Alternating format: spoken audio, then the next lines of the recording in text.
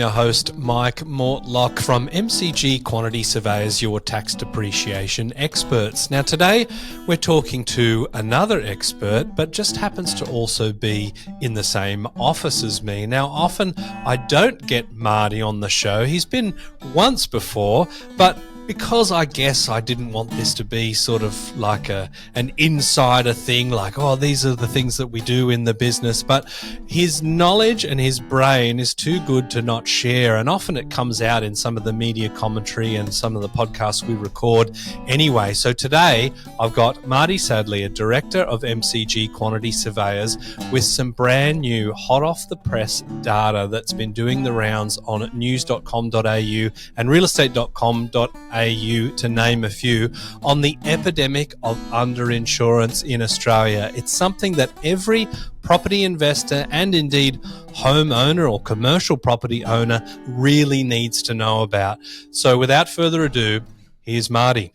Marty Sadlier, thanks for joining me on Geared for Growth. Yeah, thanks for having me. That intro was quite interesting. It's not every day that hot is mentioned in the same sentence as us, but it certainly is some interesting data. This could be the first and last time that hot and your name is connected, but I think today it's appropriate because essentially you're lighting up realestate.com, news.com.au, the Daily Telegraph, talking about the epidemic of underinsurance. Now, give us a bit of the lay of the land. What are we talking about here when we're talking about underinsurance with property? Yeah, so underinsurance is when your insured value that you have down for the reinstatement of your property is X, right? But if it's underinsured, it's that you haven't got the full cover. So normally underinsurance is classed if it's 20% or less. So in that instance, 80% of the value typically is what they talk about in the commercial world, qualifies as underinsurance. Some underwriters vary around 90% or 85%, but typically when you are not insured for the full reinstatement value, you are underinsured. Now, the Insurance Council of Australia, I know, released some data on this, and I think it's important to put a little asterisk that this data was pre-COVID, and yes, we sort of all know that construction costs really went up around about 20% in the 2 years during COVID. But what were the Insurance Council of Australia telling us about underinsurance pre-COVID? Well, it was kind of at the very start of COVID. So their numbers were early 2020, which is really when COVID started, but we didn't see the hit of those costs for a little bit. But they stated that 83% of all Australians were underinsured. 83%. So that is already an epidemic pre the boom in construction costs we saw during COVID that haven't come back to what they were, right? Absolutely. So your recent data, and I'm reading it off the screen here, is saying, and this is the sort of the title, underinsurance affects 200,000 Aussies. If 83% of homeowners are underinsured, why is that number actually so low? Well, the reality is that not everyone has insurance either, right? So they are of the insured people that are 83%. So the ABS also released that on the back of the last census that 23% of all Australians have no insurance at all when it comes to home and property. That kind of seems impossible in some respects, especially if those properties have a mortgage, because normally when you're purchasing a property, the bank will ensure that you have an insurance policy. But I know from my own personal experience, I've had banks chase me religiously every year for the insurance property policy, and other banks never ask me about it after the beginning. And that was my first thought, that can't be right, because that same percentage wouldn't be unmortgaged properties in this country. But the reality is you're right. I looked at it at my own sort of property portfolio and thought, well, but I always get asked for that, but very rarely have I been followed up in the years that come after that. That's a good question. So even if the bank sort of grabs it at the beginning, there's no, unless they are asking it annually, that policy could just drop off at worst. And perhaps a little bit more insidious is that if that insured value stays the same, it's not keeping pace with construction costs. And is that where you see underinsurance really happening? Is it just people not keeping up to date, or are they getting it wrong to begin with? I think there's a little bit of both. I think there's certainly people not keeping up with what the construction costs are doing. Inevitably, people will do works to their property, a renovation or add in a pool or whatever, and they don't think to increase their property value. So there can be circumstances where the property type or what was there is not the same anymore. And conversely, they might have been coming off the wrong amount to start with. Mm. Now, that begs the question, how do people arise at their insured value? Is there a methodology that people typically employ, or is it all about calculators? Are people just putting roughly the purchase price, so they're kind of thinking, well, there's some free land in there somewhere, so maybe I'm a little bit over and that's a safe way to cover me? How do they do it? Yeah, look, when we reviewed a lot of insurance brokers a couple of years ago, we asked them to sort of answer some questions on what their clients, how they're coming up with their sums insured. It came out that really nearly half of the people that came to them, they were using a cost calculator. Some of them used a valuer, but certainly a very low percentage of people either just increased a CPI, sort of BPI amount to their previous sums insured, or they took a bit of a stab at it. But the vast majority of people were using an online calculator to come up with what their cost was, and they found that reasonably simple, because it kind of is, right? You select from a couple of drop downs and you can come up with that value. The problem is it doesn't truly reflect what you have on your property, your location in regards to, say, tree-lined streets or all those kind of sort of nuances that can really vary a construction cost.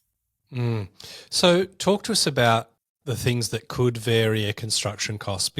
And I guess this is the unknowns that the calculators can't see. I don't remember seeing a calculator that asks about site conditions or slope or floodplains. I guess that's in their mapping, but where do you see the calculators falling down in some of the assumptions or some of the unknowns they can't factor in? Yeah, there's some really obvious ones, which is exactly what you said.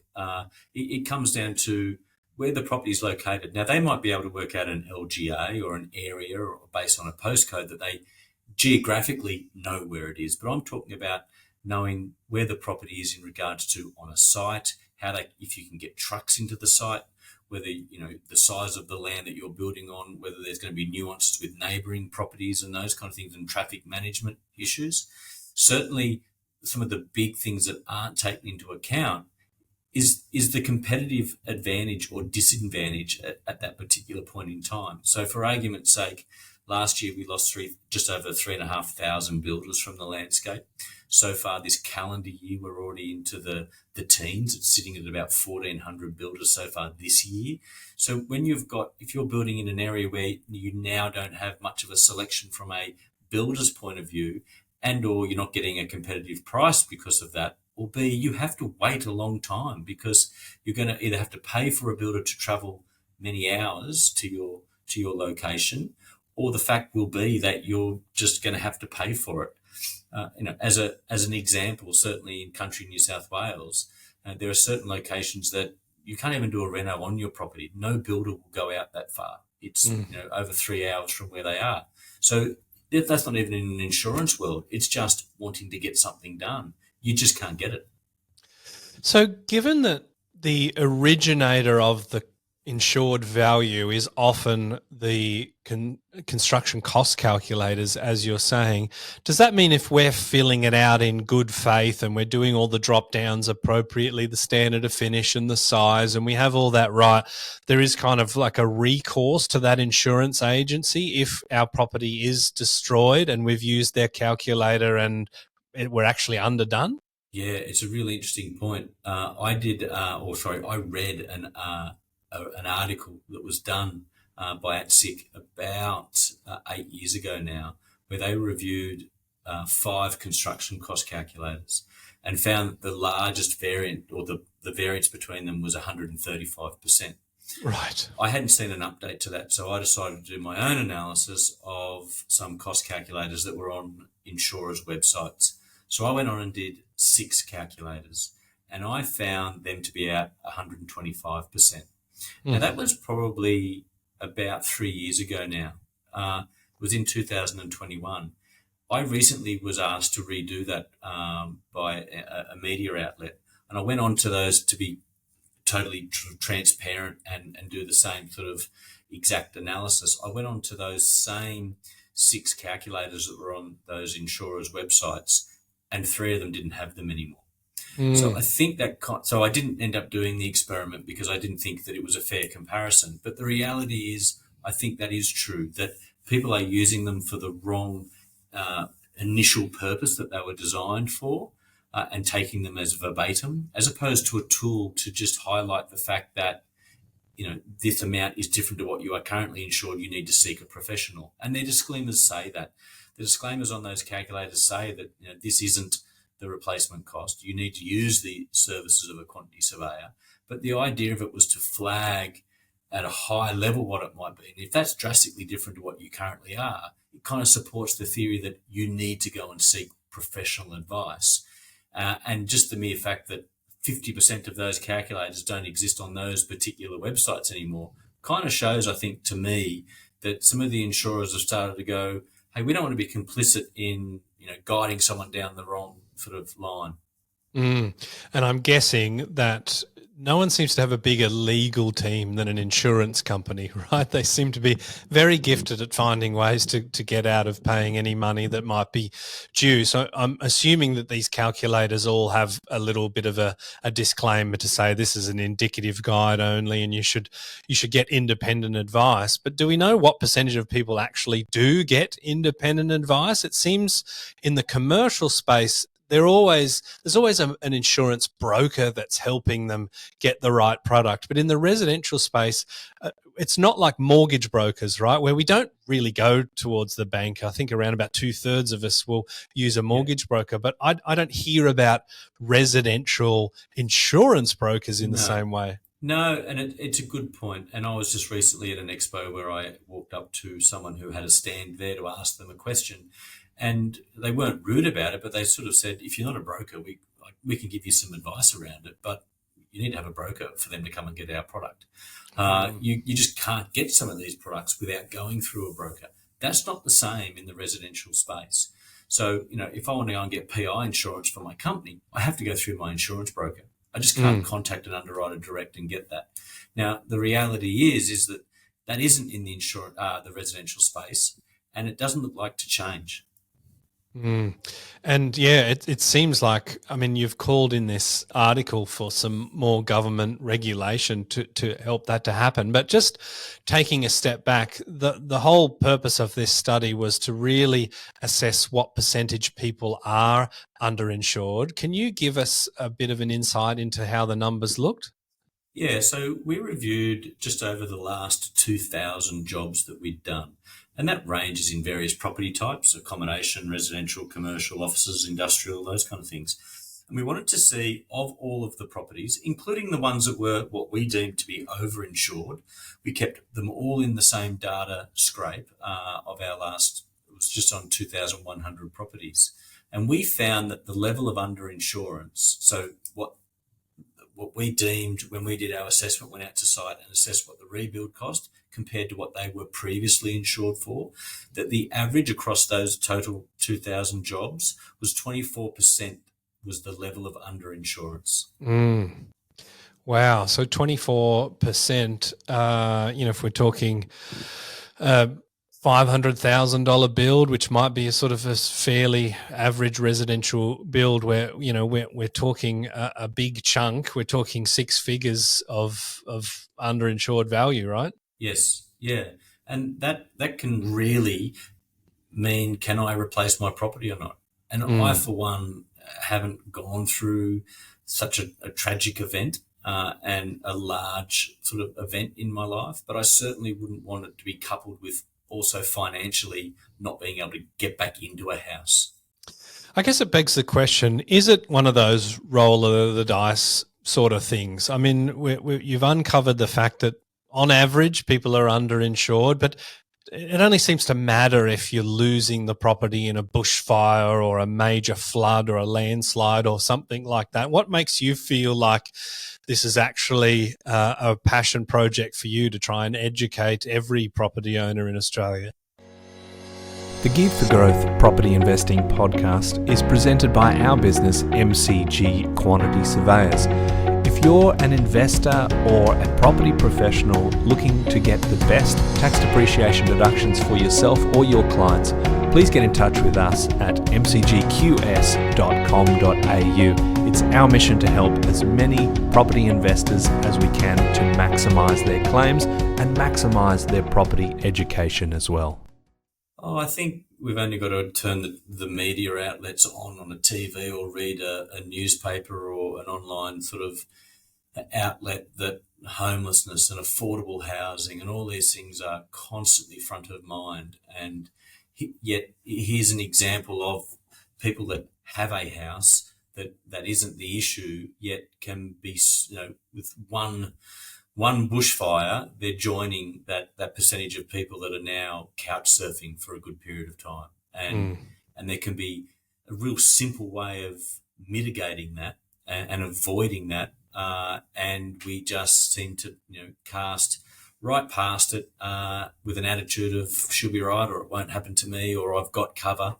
If it's gone up a bit, that's fine. The insurer, will cover it. It's just, I think, the effort of understanding what is in our policy and how our exposure and potential to really risk exposure is. It sort of begs the question, whose responsibility is it to make sure that you're adequately insured? I mean, the debt really kind of falls on the homeowner, right? I mean, if the property is destroyed and there's a mortgage on the property, well, it's not going to be 100% mortgaged, right? And you tend not to have a loan to value ratio much higher than 80 or 90%. And then it's assuming it's demolished within the first 12 months by a bushfire or something. So is it the case that really the banks are kind of always covered to some degree in the sense that they have the land value and that mortgage kind of stays in place? And do you feel like it's the government's problem? Is it the bank's problem? Is it the homeowner's problem? And perhaps some insights into who you think should take responsibility for it. I think the buck stops with the property owner in the current landscape, and I think it probably always will. I think what needs to change is there needs to be intervention to ensure that property value can replace that property. And that, I think, needs to come from a legislation change. The reality is that if someone's property burns down, it's not just that one property owner's fight or blight at that time, right? Because the reality is that they're now going to be dependent on other services around them or LGAs to support them during that time. I mean, there are still people living at showgrounds in camper trailers for bushfires for 2 years ago because the properties still haven't been able to be rebuilt. So that there is a burden on LGAs and support that's required for this. Yet if that person could have got back into their property or afforded to get back into that property, then we would have already moved on. There are instances where people will lose their business in a natural disaster or just a fire, whatever it might be, and they now have to move LGAs because their kids still need to go to school. They can't operate their business, so they've had to move to another centre. So that LGA is poorer for that. They've lost a family from that area.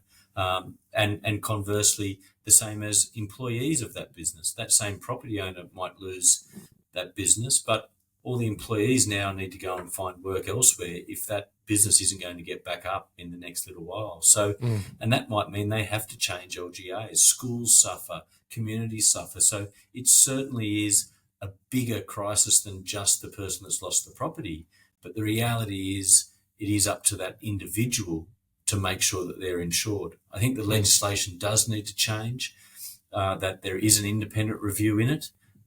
We hear from insurance underwriters that premiums have gone through the roof because there isn't enough people that take out insurance. We've just just spoken about, that 23% of Australians don't have any in the property space, and then 83% of the ones that do are underinsured. So the reality is, if people were insured for the right amount and we had more people insured, our premiums would be lower. That's an interesting one, because we have the Australian Prudential Regulation Authority that, governs lending from the banks, and they've done all sorts of things like limit the amount of interest-only loans, increase the amount that investors pay compared to first home owners or owner-occupiers. Could APRA have a role in making sure that banks maintain an insurance policy for every property that they have? Because you mentioned that some banks have an exposure to that, and that maybe gives us that. I suppose there's a good parallel with vaccines. It's like that herd immunity. Like it's the take up that makes us safe. And insurance, it sort of sounds like the same. If everybody had a policy, then everyone's kind of chipping in that little profit margin for the insurance company rather than a smaller pool paying more. Yeah, and look, I think the simplest way of looking at it is, if there's 1,000 homes that are in a community and that community is lost by a flood, but if only 10 of them were insured, then those 10 have to carry the whole burden from their premium to replace those 10 properties, right? So the insurer loses out. Yet if there were more properties that were insured, then it allows that economy of scale to happen. The APRA piece is an interesting one, because I think that goes one step towards it. Where we obviously don't carry the appropriate levels from an APRA would be that a homeowner that doesn't have a mortgage. Now, the scary thing about there is, and I guess I don't know the statistics, but the hypothetical would be that they're probably of an older age, they've been able to pay their property off, right? So, when you're saying to get towards the end of your working career is maybe when you have your property paid off, that if you don't have that insured, how are you ever going to recoup that money, right? There are probably people that really do need to be insured as well, even though it's not mortgaged. The APRA thing wouldn't be able to have control over someone who doesn't have a mortgage, so that would be a smaller percentage of people that wouldn't work.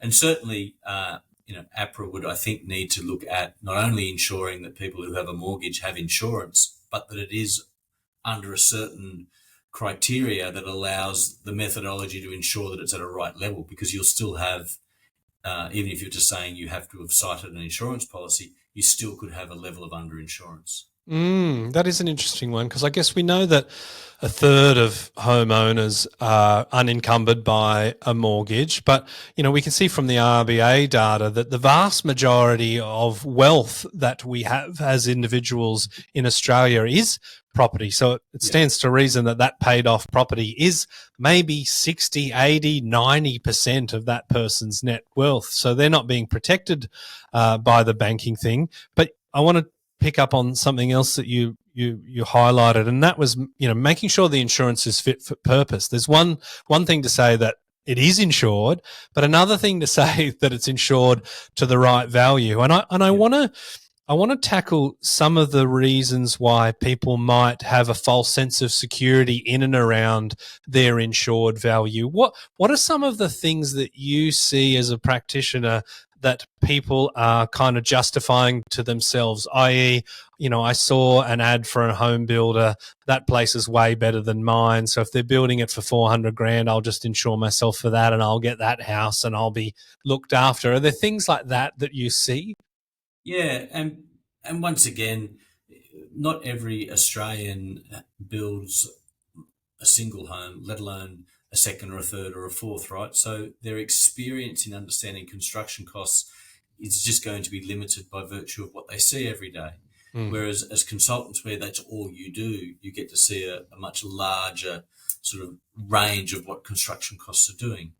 That is a point. People will see, the project home scenario of what people are, what you can get into a house and land package or what they are. But there are many things outside of that aren't included. And one of them is going to be just the demolition and the time it's going to take for that first assessment to happen when you've had a property burned down. We've just spoken about how there are people still in caravans and camper trailers and living rough or in temporary and crisis accommodation because of bushfires 2 years ago. So we have to allow for that time of assessment before they even get in. That's not because of non-insurance. It's just the fact that they still haven't been able to get all their assessments ticked away, and also with council regulation in regards to being able to rebuild in that location. So that takes time, especially on the back of a category event, which we will see on the back of the floods in Lismore, areas that may not be able to be built on again just by virtue of they flood so often. Now, that's going to take time to happen. So the clicking of fingers and a new build starting isn't going to happen straight away. That's one thing that people look straight past when they're looking at, how I'm coming up with my costs to rebuild. And certainly, when you're seeing an ad on television or in the media about, we can build this property, that doesn't necessarily mean tomorrow. So, the cost that they're saying today, well, you're not going to be building their property or signing a contract for a year or what have you. Then certainly that price will be different, even just from that point. But the reality is that just looking at those sort of media ads, they aren't a full inclusive rebuild cost. Right. So demolition is one of the things that we've talked about. Cost escalations just by virtue of time. Yes. And I think we've seen that really highlighted with COVID, but construction costs, we know, tends to outpace inflation in general anyway, which again begs the question, well, why are people just assigning CPI to it when we know over a fairly long time frame that it's not enough? But what are some of the other hidden costs that people might not realise are actually incurred? Yeah, you'll need to go through council to get reapproval for, depending on the state, it would be a development application or a building permit. So the reality will be that will take time and money to get that pre-approval done. Your architects, engineering, any geotechnical or any consultant type services that you need to have that property drawn up and approved through that would also need to be included. And the time that takes will need to be included. Certainly the tendering process, going out to a builder to get various costs and go through that time frame in regards to what they're going to include or not.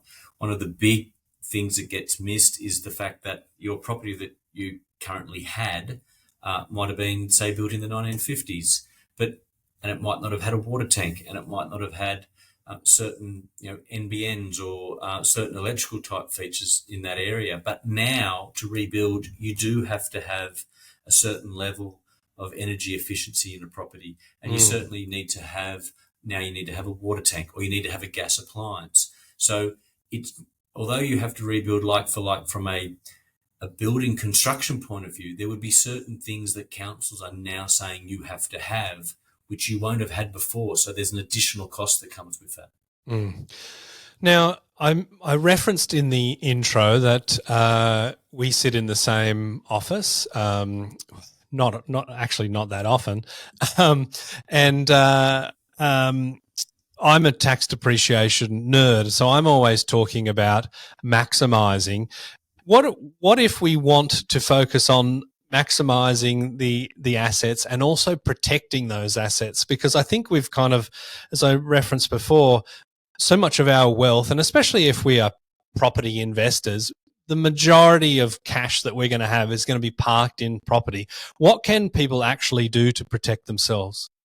Yeah, certainly getting an independent assessment by a quantity surveyor to understand what the rebuild cost will be today, and also forecasted to when you would likely need to do that. Now, no one's got a crystal ball to know when the bushfire is going to happen or the event, but certainly allowing for those timescales of what it would take to go back through council and those kind of forecast times of when you would need to rebuild is certainly a starting point to understand what your replacement cost will be, because your replacement cost is more than a construction cost. So certainly understanding what your replacement cost is very important.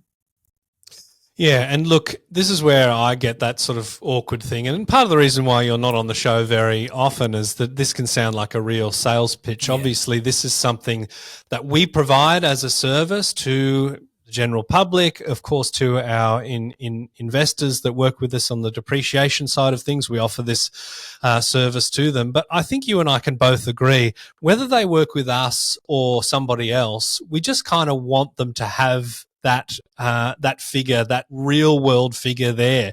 So whether you use us or a different quantity surveyor, use a quantity surveyor to get this done, because it's so important to protect the asset base that we're building as property investors, because it can all go overnight in an unforeseen event, right?